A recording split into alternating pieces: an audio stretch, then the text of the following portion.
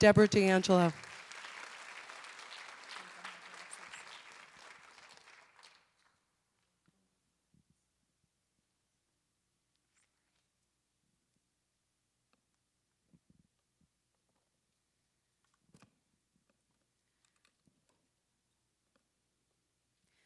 By my 20s, I'd weathered several bad relationships and a disastrous marriage. I went for counseling to talk about my emotionally abusive husband. I ended up talking about my mother. In one session, I spread out photos of me from birth until present. The therapist studied my photographic timeline and made an observation. You've always been sad. Sad? What does that even mean? This is how I've always felt. I can't comprehend any other way to feel. If you're colorblind, you don't imagine colors you can't see. It's impossible. You just accept that this is how the world looks, and that's that. What the hell are red and green or happy? My therapist labeled my lifelong sadness as infantile depression. At least it gave my chronic low-grade longing a context. Every mother I ever had, including my actual parent, abandoned me. No wonder I was so wary of getting attached to anyone. I was still protecting myself. Flash forward to now. I've discovered that infantile depression is actually a symptom of something larger, reactive attachment disorder, or RAD, which results from having multiple caretakers and no stable attachments during infancy. The infant never learned to bond.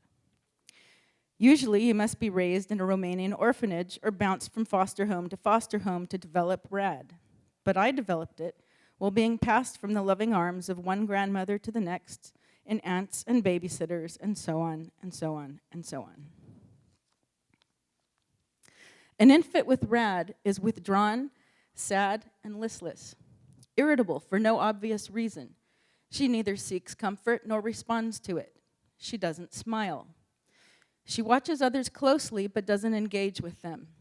She doesn't reach out to be picked up and is disinterested in playing peekaboo or other interactive games. That's baby me.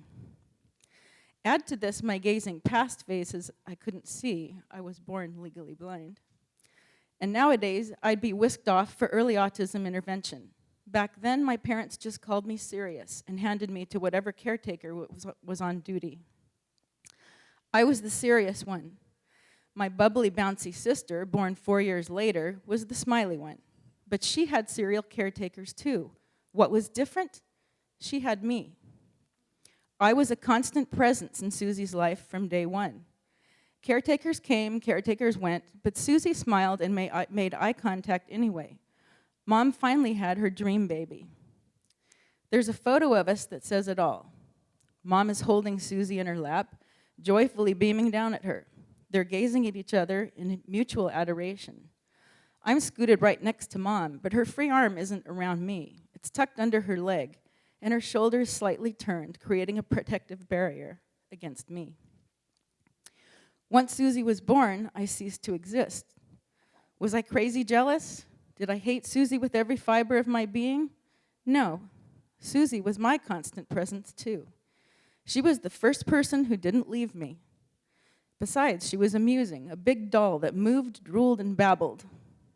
And when she smiled at me, I finally smiled back.